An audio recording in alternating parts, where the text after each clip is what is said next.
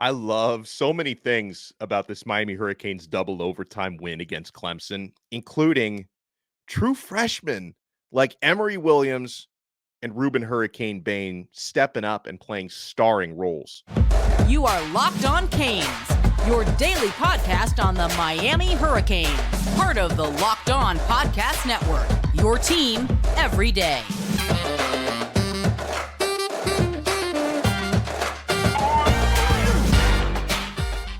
Happiest of Sundays to all as the Miami Hurricanes broke their two-game losing streak. They found their first ACC victory and beat a team they haven't beaten in any of their previous four tries and haven't won against since 2010. I am Alex Donno, your host, University of Miami alumnus, longtime South Florida sports radio vet, and contributor to allhurricanes.com. And thank you so much, as always, for making Locked On Canes your first listen today. We are available free wherever you get your podcasts and available free on YouTube. My heart was beating in ways that are probably not healthy last night, but the Hurricanes win, survive, come from behind 28-20, the final score in double overtime. Pre-game, I wasn't feeling optimistic in the hours leading up to it. When we all found out, Tyler Van Dyke, first it was unlikely to play, was going to go through warm-ups. Ultimately, the warm-ups didn't go well for Tyler. TVD, Miami's starting quarterback, was a late scratch, and Miami turns to a true freshman. Now, as you guys know, and I hope you know this if you're an everydayer and a longtime listener, always have been, even before last night, a big fan of Emory Williams.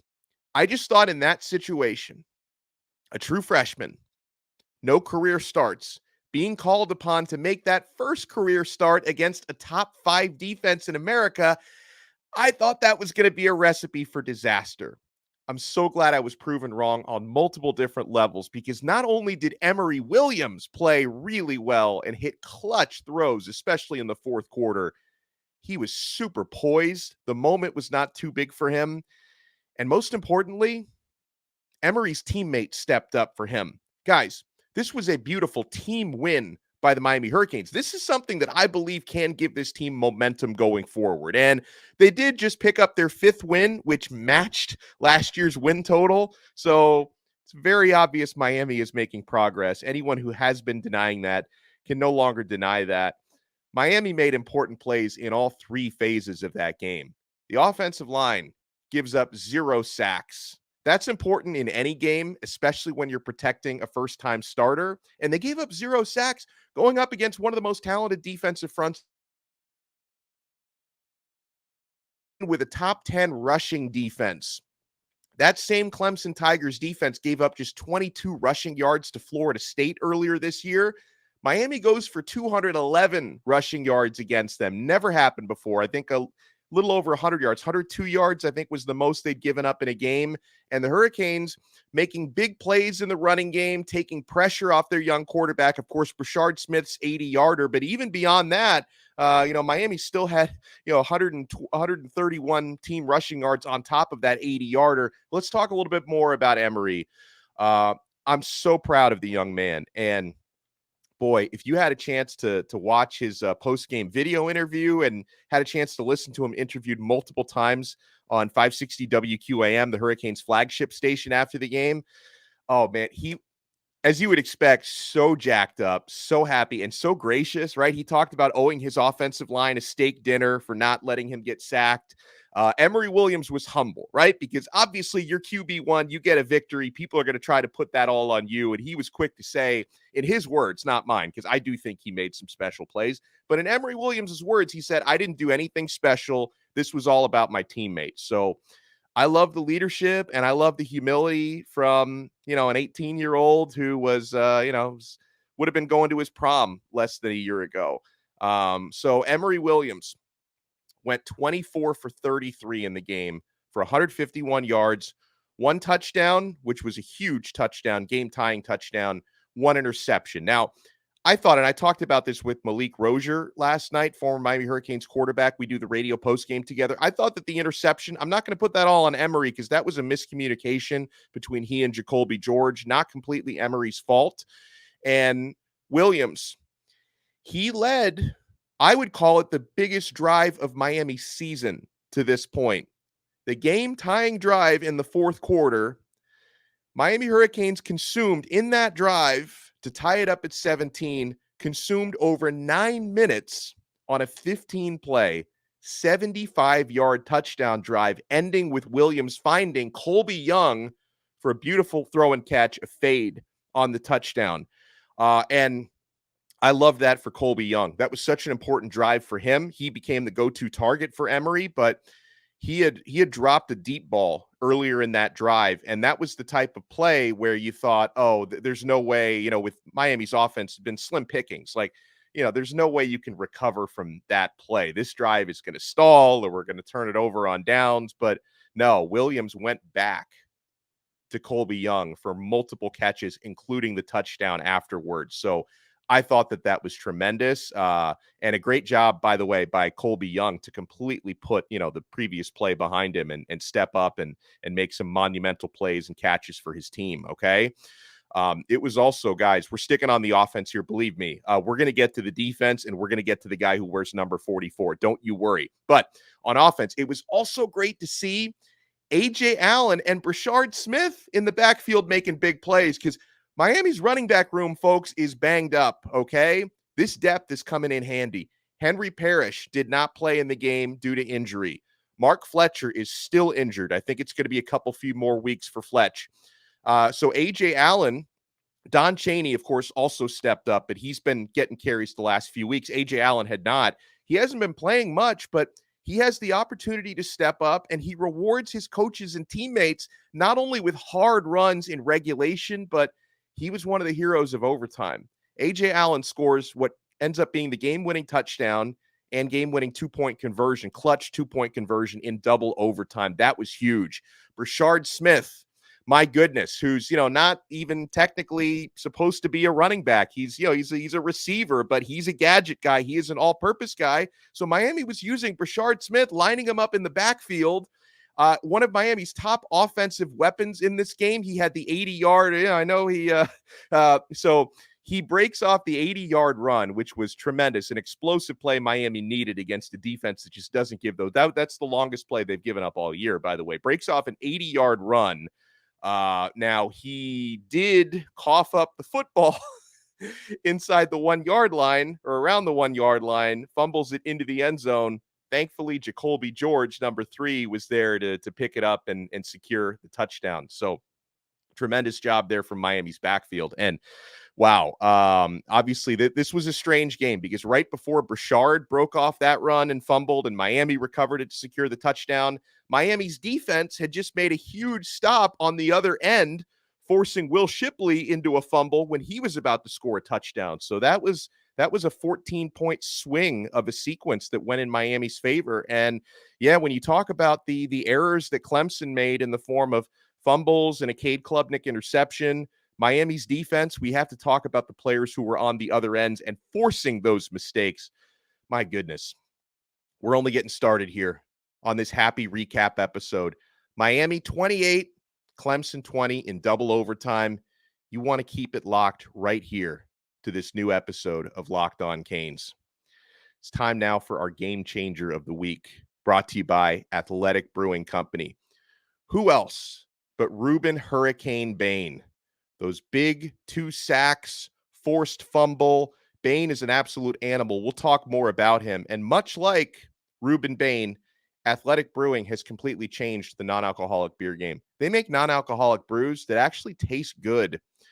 They brew over 50 styles of craft non-alcoholic beer, including IPAs, golden, sours, and more. They're constantly releasing limited edition experimental styles to add to their variety. Guys, they are award-winning Athletic Brewing. They beat out full-strength beers in global competitions, and they're fit for all times. You can drink them while you're watching a game or you're at your kid's game. No hangovers ever. You can find Athletic in-store, online, and in bars around the country. And so if you want to go online today, guys, we have a deal for you. Buy online at athleticbrewing.com. For first-time customers, use code LOCKEDON to get 15% off your first online order. That's code LOCKEDON at checkout for 15% off at athleticbrewing.com. Near beer, exclusions and conditions apply. Athletic Brewing Company, fit for all times. Thank you so much for making Locked On Canes your first listen today. And for the everydayers, man, if you want to take your everydayer experience to the next level, join our Locked On Canes Insiders text message group. Click the link in the show description below. I give you guys recruiting scoops, breaking news, one-on-ones. You can ask me questions on their show previews. It's just a great way to keep connected with the entire group. So if you want to try it free for 14 days, click the link, Locked On Canes Insiders, in the show description below. And then if you like it, you can opt in for $4.99 a month. And we're trying to give you a lot of added value on there always. Rueben Bain is a force to be reckoned with. I now fully understand why he's nicknamed Hurricane, because this guy is a Category 5. Rueben Bain, number 44, Miami Central superstar, who's now a Miami Hurricanes superstar. This is an 18-year-old defensive lineman who's become one of the best in the entire country. I mentioned I do radio postgame on WQAM in Miami with former quarterback Malik Rozier. And Rozier, we were talking about Bain last night. This is the type of player, as an offensive player, a quarterback, or an offensive coordinator, Rueben Bain is someone you have to game plan against. You have to account for him on the field and locate him on every single play. That's the type of player Rueben Bain is becoming now at the collegiate level. He's been that at the high school level, of course, for the past 4 years, but he's doing it already as a true freshman. Hurricane Bain against Clemson has a team-high 8 tackles, 2 sacks, 2 tackles for loss, 2 quarterback hurries, and a forced fumble. Now, if you talk about next man up, because the reason why, and not saying you're going to take him off the field at any point this year, he's leading all of Miami's defensive linemen. Rueben Bain is leading the team in sacks at those positions, or leading the team, I should say. Not only that, but in snaps, he's leading the team in snaps on the defensive line. And the reason why he's gotten so many opportunities early is because of Akeem Mesidor's injury. But it's like, talk about depth, talk about next man up mentality. Bain he's become an absolute superstar. And, you saw him show that emotion after the Georgia Tech loss where he was in tears, took it very well. Actually, that was after the North Carolina game when he was in tears, but losing 2 consecutive games. I don't think he'd ever done that at the high school level, right? I mean, that was unheard of for Rueben Bain. And, when you have competitive, athletic, highly motivated, talented superstar players like this, and again, we're talking about true freshmen, Mario Cristobal recruits stepping up, Emory Williams on offense, Rueben Bain even more so on defense. These are the sort of players and the sort of attitudes that's going to help Miami turn the corner and hopefully become a powerhouse program in college football again. For Bain, the 10-yard sack that he had in overtime was absolutely clutch. And I love that every time he hits quarterback, running back, receiver, whenever that happens, I guess. But anytime he's hitting you, he's working on stripping the football. And he did that earlier in the game. So he's got natural instincts with that. And listen, Bain is the headline maker. The entire defensive line needs to take a bow. The entire front 7 needs to take a bow, because Clemson Tigers, they've got a really good 1-2 punch of running backs. You wouldn't have known it if you only watched that game, but Will Shipley and Phil Maffa, that's a great combination. Miami held Shipley to 44 rushing yards. They held Maffa to 14 rushing yards.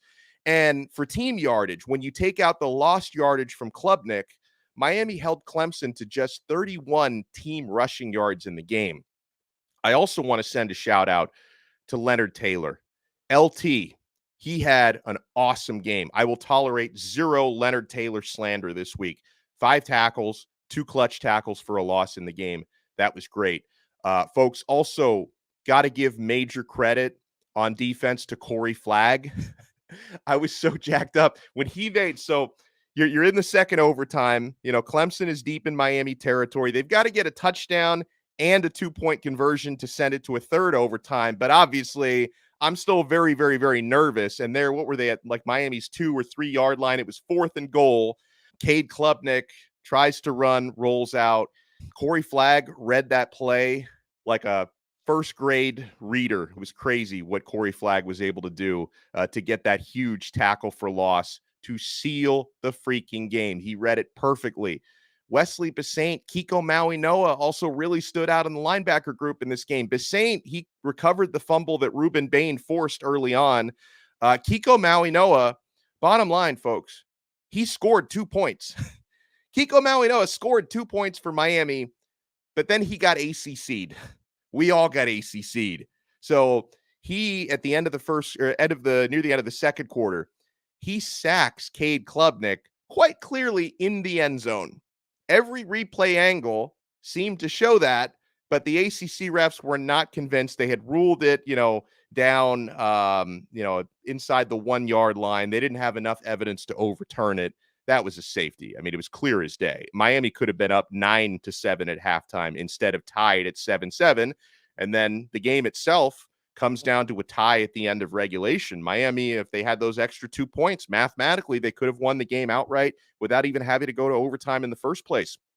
Talking about the defensive backs, James Williams, he played really well. He's the one who stripped Will Shipley when he was about to score on Miami's end, and he recovered his fumble that he stripped in the end zone. It was great, by the way, to see Cam Kinchins get an interception after, not playing his greatest over the past 2 games. I think he was still probably recovering again after the injury earlier this year. So Cam had a really good game.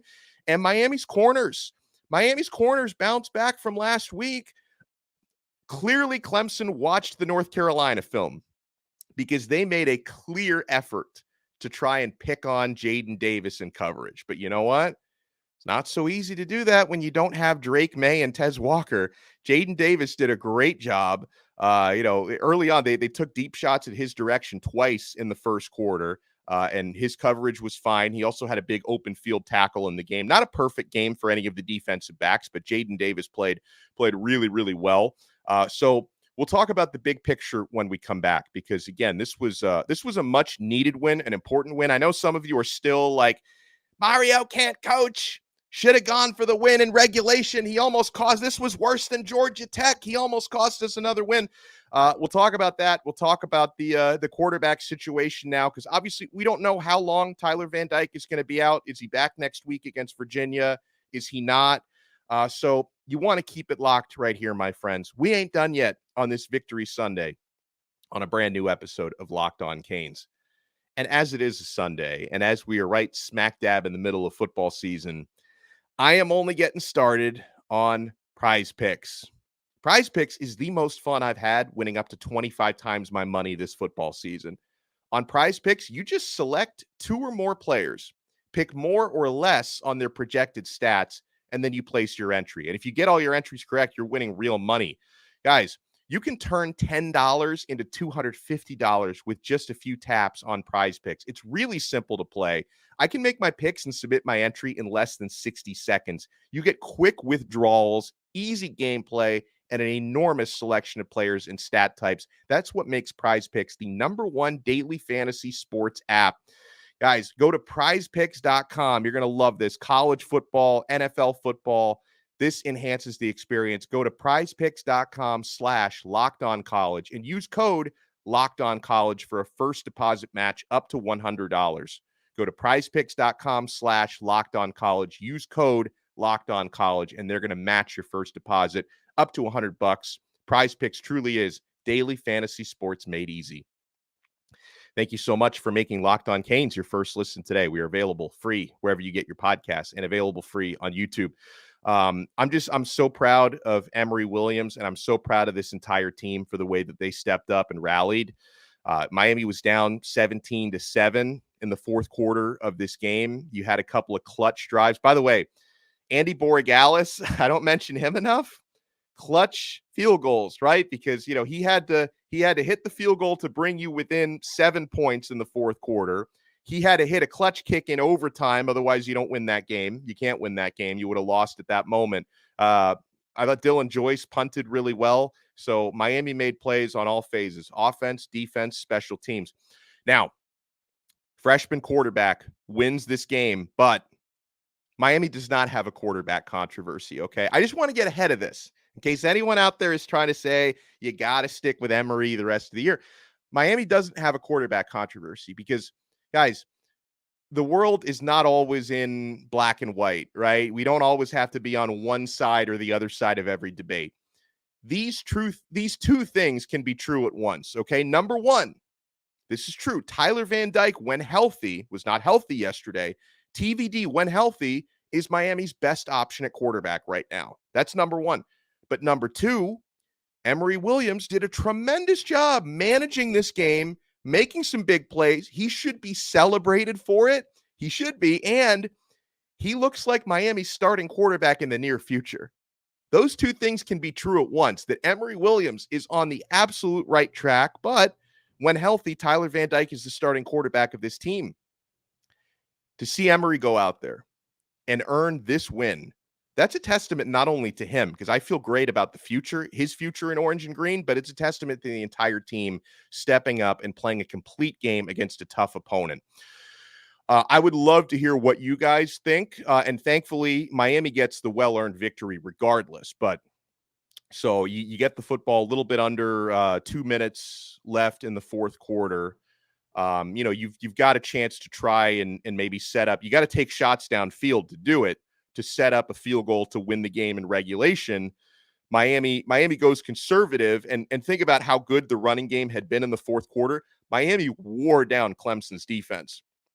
You realize Miami in the fourth quarter, Miami had the football for over 13 minutes. Clemson's defense was getting worn into the ground by Miami's offense, specifically Miami's O-line and Miami's running game. So final seconds of regulation, Mario Cristobal sticks with that. A lot of people thought you've got to take a couple shots downfield, set up a potential game-winning field goal.